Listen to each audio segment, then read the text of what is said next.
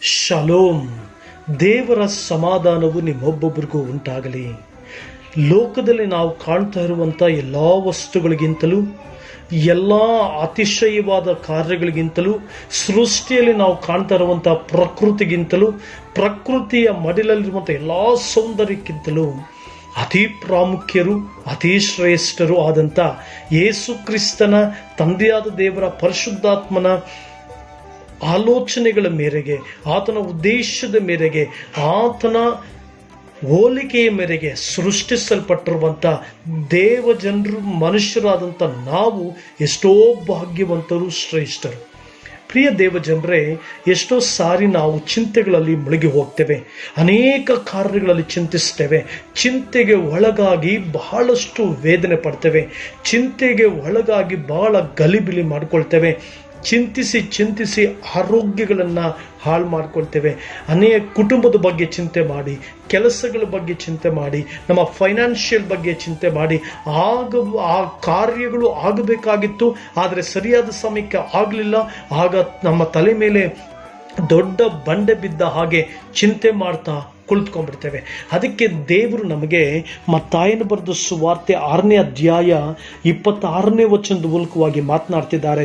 ಆಕಾಶದಲ್ಲಿ ಹಾರಾಡುವ ಹಕ್ಕಿಗಳನ್ನು ನೋಡಿರಿ, ಅವು ಬಿತ್ತುವುದಿಲ್ಲ, ಕೊಯ್ಯುವುದಿಲ್ಲ, ಕಣಜಗಳಲ್ಲಿ ತುಂಬಿಟ್ಟುಕೊಳ್ಳುವುದಿಲ್ಲ, ಆದಾಗ್ಯೂ ಪರಲೋಕದಲ್ಲಿರುವ ನಿಮ್ಮ ತಂದೆಯು ಅವುಗಳನ್ನು ಸಾಕಿ ಸಲಹುತ್ತಾನೆ.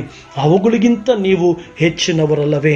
ಪ್ರಿಯ ದೇವರ ಮಕ್ಕಳೇ, ನಾವು ಚಿಂತಿಸುವುದನ್ನು ಕಂಡು, ನಾವು ವೇದನೆ ಪಡುವುದನ್ನು ಕಂಡು, ನಾವು ಬೇಡದೇ ಇರುವಂಥ ಕಾರ್ಯಗಳನ್ನ ರಾತ್ರಿಯೆಲ್ಲ ನಿದ್ದೆಗೆಟ್ಟು ಚಿಂತೆ ಮಾಡಿ ಎಷ್ಟೋ ಜನ ದೇವರ ಮಕ್ಕಳುಗಳು ಚಿಂತೆ ಮಾಡಿ ಆ ಚಿಂತೆಯನ್ನು ತಡ್ಕೊಳ್ಳುವುದಕ್ಕಾಗದೆ ಟಿವಿಗಳ ಮೊರೆ ಹೋಗಿರುವುದುಂಟು, ಫಿಲಮ್ಗಳ ಮೊರೆ ಹೋಗಿರುವುದುಂಟು, ಕೆಲವರಂತೂ ಸಿಗರೇಟ್ಗಳ ಮೊರೆ ಹೋಗಿರುವುದುಂಟು, ಕೆಲವರಂತೂ ಡ್ರಿಂಕ್ಸ್ನ ಮೊರೆ ಹೋಗಿರುವುದುಂಟು, ಇನ್ನೂ ಕೆಲವರು ಮೊಬೈಲ್ಗಳ ಮೊರೆ ಹೋಗಿರುವುದು ಉಂಟು.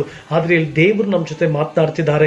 ಪ್ರಿಯ ದೇವರ ಮಕ್ಕಳೇ, ದೇವರು ನಮಗೆ ಒಂದು ಸಾಮ್ಯವನ್ನು ಅಥವಾ ಒಂದು ದೃಷ್ಟಾಂತವನ್ನು ನಮ್ಮ ಕಣ್ಣು ಮುಂದಿಟ್ಟು ನಮಗೆ ಬುದ್ಧಿ ಕಲಿಸುವುದಕ್ಕೆ, ನಮಗೆ ಜ್ಞಾನೋದಯ ಪಡಿಸಲಿಕ್ಕೆ ಆತನು ಪ್ರಯತ್ನಿಸ್ತಾ ಇದ್ದಾನೆ. ದೇವರು ಹೇಳ್ತಾ ಇದ್ದಾರೆ, ಆಕಾಶದ ಹಕ್ಕಿಗಳನ್ನು ನೋಡ್ರಿ. ಪ್ರಿಯ ದೇವರ ಮಕ್ಕಳೇ, ಒಂದು ಸಾರಿ ನೀವು ಚಿಂತೆಯಲ್ಲಿರುವಾಗ, ದುಃಖದಲ್ಲಿರುವಾಗ, ಕಣ್ಣೀರಿನಲ್ಲಿರುವಾಗ, ವೇದನೆಯಲ್ಲಿರುವಾಗ, ಪರಿಸ್ಥಿತಿಗಳು ಕೈಮೀರಿ ಹೋಯಿತು ನಷ್ಟೇ ನಾನು ಅಂದುಕೊಳ್ಳುವಾಗ, ದಯವಿಟ್ಟು ಆಕಾಶದಲ್ಲಿರುವಂತಹ ಹಕ್ಕಿಗಳನ್ನು ನೋಡ್ರಿ. ಅವು ಸಂತೋಷವಾಗಿ ಹಾರಾಡ್ತಾ ಇರ್ತವೆ. ಇನ್ಫ್ಯಾಕ್ಟ್ ಅವು ಬಿತ್ತೋದಿಲ್ಲ, ಕೊಯ್ಯೋದಿಲ್ಲ, ಕೂಡಿಸಿಟ್ಕೊಳ್ಳೋದಿಲ್ಲ, ಅವುಗಳಿಗೆ ಯಾವ ಮನೆಗಳೂ ಇಲ್ಲ, ಅವುಗಳಿಗೆ ಯಾವುದೇ ವಿಧಾನವಾದಂಥ ಕಡಜಗಳು ಇಲ್ಲ, ಯಾವ ಕಾರ್ಯಗಳಿಲ್ಲ.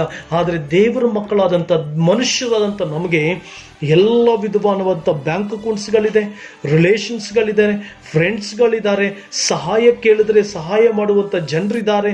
ಮಾತ್ರವಲ್ಲದೆ ATM ಕಾರ್ಡ್ಗಳಿದೆ, ಡೆಬಿಟ್ ಕಾರ್ಡ್ಗಳಿದೆ, ಮಾತ್ರವಲ್ಲದೆ ಕ್ರೆಡಿಟ್ ಕಾರ್ಡ್ಗಳಿದೆ. ಎಲ್ಲ ವಿಧಾನಕವಾದ ಕಾರ್ಯಗಳಿದ್ದರೂ ಕೂಡ ಕೆಲವು ಸಾರಿ ಸಮಾಧಾನವಾಗಿ ಜೀವಿಸಲ್ಲ, ಸಂತೋಷವಾಗಿ ಜೀವಿಸಲ್ಲ, ಚಿಂತೆಗಳಲ್ಲಿ ಮುಳುಗಿ ಹೋಗ್ತೀವಿ.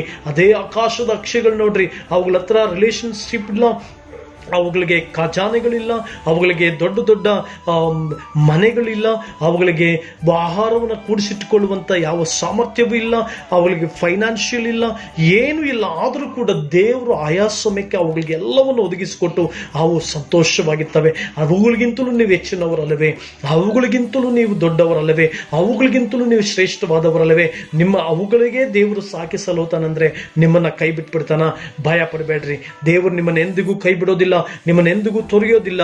ಆಕಾಶದ ಪಕ್ಷಿಗಳನ್ನು ನೋಡ್ರಿ ಎಂಬುದಾಗಿ ದೇವರು ಹೇಳಿರುವಂಥ ಉದ್ದೇಶ, ಅವುಗಳನ್ನ ನಾನು ಸಾಕಿ ಸಲ್ಲುತ್ತೀನಿ. ನನ್ನ ಸ್ವರೂಪದಲ್ಲಿ, ನನ್ನ ಹೋಲಿಕೆಗೆ ಸರಿಯಾಗಿ ಸೃಷ್ಟಿ ಮಾಡಲ್ಪಟ್ಟಿರುವಂಥ ನಿಮ್ಮನ್ನು ನಾನು ಎಂದಿಗೂ ಕೈ ಬಿಡೋದಿಲ್ಲ, ನಿಮ್ಮನ್ನು ಅನಾಥರನ್ನಾಗಿ ಬಿಡೋದಿಲ್ಲ ಅಂತ ದೇವರು ಹೇಳ್ತಾ ಇದ್ದಾರೆ. ಆದುದರಿಂದ ಚಿಂತೆ ಮಾಡಬೇಡ್ರಿ. ಚಿಂತೆಗಳಿಗೆ ಒಳಗಾಗಿ ಚಿಂತಿಸಿ ಬೇರೆ ಕಾರ್ಯಗಳಿಗೆ ಮೊರೆ ಹೋಗಬೇಡ್ರಿ. ಬದಲಾಗಿ ದೇವರ ಮೊರೆ ಹೋಗ್ರಿ. ದೇವರು ನಿಮ್ಮ ಜೀವಿತವನ್ನು ಆಶೀರ್ವದಿಸ್ತಾನೆ. ನಿಮ್ಮ ಚಿಂತೆಗಳನ್ನೆಲ್ಲ ಆತನ ಮೇಲೆ ಹಾಕಿರಿ, ಆತ ನಿಮಗೋಸ್ಕರ ಚಿಂತಿಸ್ತಾನೆ. ದೇವರು ನಿಮ್ಮನ್ನು ಆಶೀರ್ವದಿಸಲಿ. ಆಮೇನ್, ಆಮೇನ್.